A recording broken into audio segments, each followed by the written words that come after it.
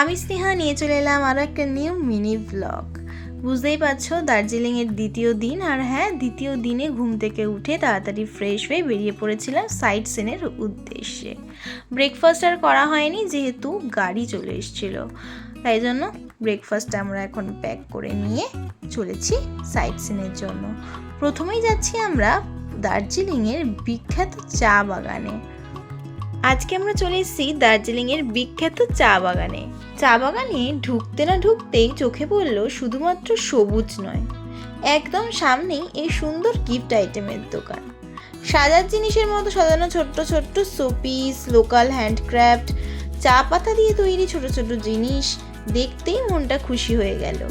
প্রকৃতির মাঝে এরকম একটা সাজানো দোকান দেখলে মনে হয় বাগানের সৌন্দর্যটা যেন আরও বেশি বৃদ্ধি পেয়েছে। জায়গাটায় ঢুকতেই এক অদ্ভুত শান্তি লাগে। চারপাশে শুধু সবুজ চা গাছের সারি, যেন প্রকৃতি নিজের হাতে সাজিয়ে রেখেছে। হাওয়ায় হালকা একটা যেন চা পাতার গন্ধ পাচ্ছি, আর দূর থেকে আসা পাহাড়ের ঠান্ডা বাতাস মনটা একেবারেই হালকা করে দিচ্ছে। আজ ঘুরতে বের হয়েছি পুরো পরিবার নিয়ে, সবাই মিলে এখানে অনেকগুলো ছবি তুলছি। কারো হাসি, কারো পোজ, কারো আবার নিঃশব্দে প্রকৃতিকে উপভোগ করা। এই ছোট ছোট মুহূর্তগুলোই আসলে সবচেয়ে সুন্দর। ক্যামেরায় তো ধরা পড়বেই, কিন্তু মনেও রয়ে যাবে আরও গভীর করে।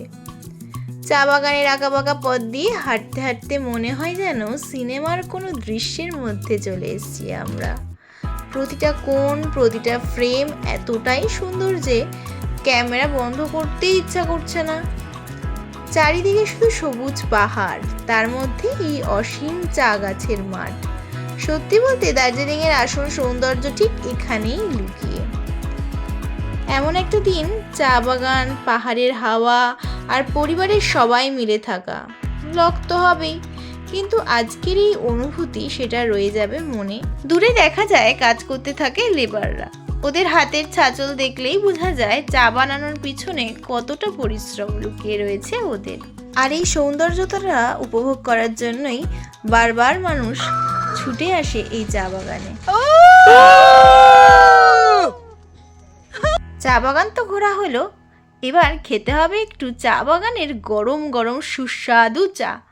সাথে তো নিয়েও যেতে হবে, কারণ দার্জিলিংয়ের এই সুন্দর চা খেয়ে তখন বাড়িতে গিয়েও তো একটু দার্জিলিংয়ের চা খেতে মন চাইবে।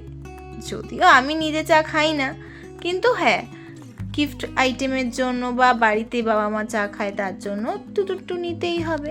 নিয়েছিলাম চা, তারপর ব্রেকফাস্টটা রাস্তার মাঝেই করতে হলো। দেন আমরা চলে এসেছিলাম একটা মনেস্টারি টেম্পেলে। চা বাগান থেকে ধীরে ধীরে উপরে উঠতেই আমরা এসে পৌঁছালাম দার্জিলিংয়ের এক শান্ত রঙিন মনেস্টারিতে। বাইরে দাঁড়িয়েই মনে হলো এটা যেন পাহাড়ের বুকে লুকিয়ে থাকা একটা নির্জন শান্তির ঘর। লাল সাদা নীলে সাজানো গম্বুজটা দূর থেকেই নজর কেড়ে নেয়। ভেতরে ঢুকতেই মনে হয় পরিবেশটা একেবারে বদলে গেল। দেওয়াল জুড়ে তিব্বতী চিত্রকলা, প্রতিটা ছবি মনে হয় কোনো না কোনো গল্প বলছে। হাওয়ায় হালকা ধূপের গন্ধ, আর দূর থেকে ভেসে আসা সন্ন্যাসীদের প্রার্থনার সুর এতটাই শান্ত যে কিছুক্ষণ চুপ করে দাঁড়িয়ে থাকলেই মনটা অন্যরকম হালকা হয়ে যায়।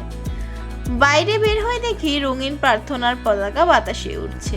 প্রতিটা পতাকা যেন নিজের মতো করে আকাশে শান্তির বার্তা ছড়িয়ে দিচ্ছে। পাহাড়ের ঠান্ডা হাওয়া, নীল আকাশ আর এই মনেস্টারিতে স্নিগ্ধ পরিবেশ, সব মিলিয়ে জায়গাটা যেন পোস্ট কার্ডের মতো। দার্জিলিং এলে সত্যি বলছি, মনেস্টারি না দেখলে ট্রিপটা অসম্পূর্ণই থেকে যায়। প্রকৃতি, রং, আধ্যাত্মিকতা আর শান্তির এমন সুন্দর মিশ্রণ অন্য কোথাও পাওয়া যায় না। শুধু তা নয়, রয়েছে দুধারে সুন্দর ফুল গাছ। এবার আমাদের যেতে হবে নেক্সট ডেস্টিনেশনে। চলো এবার বেরিয়ে পড়া যাক। তবে জানো তো, বেরিয়ে পড়ার আগেই কি সুন্দর সুন্দর ফুল গাছ দেখতে পাচ্ছিলাম আমরা, তাই এখানে একটু ছবিও তুলে নিলাম। কেমন লাগছে সবার? এত সুন্দর ট্যুর আমাদের এর আগে হয়নি। আর লালটু এখানে টিম ম্যানেজার, আমাদের লালটু যে টিম ম্যানেজার, লালটু গাইড করে নিয়ে যাচ্ছে। আমি কিন্তু এবার বেশ এক্সাইটেড। চলে এসেছি আমরা বাতাসিয়া লুপ। বাতাসিয়া লুপে এসছি মানেই আমরা সাজবো আর সেজে প্রচুর ছবি তুলবো। তবে হ্যাঁ, জানো তো, বাতাসিয়া লুপের নিচের দিকটাতে এলেই দেখা যায় সুন্দর একটা ট্রেন লাইন। আর এই ট্রেন লাইনের দুধারে রয়েছে ছোট্ট একটা মার্কেট। এখানে পাওয়া যায় বিভিন্ন ধরনের শীতের পোশাক থেকে শুরু করে গিফট আইটেমের জন্য ছোট ছোট শোপিস।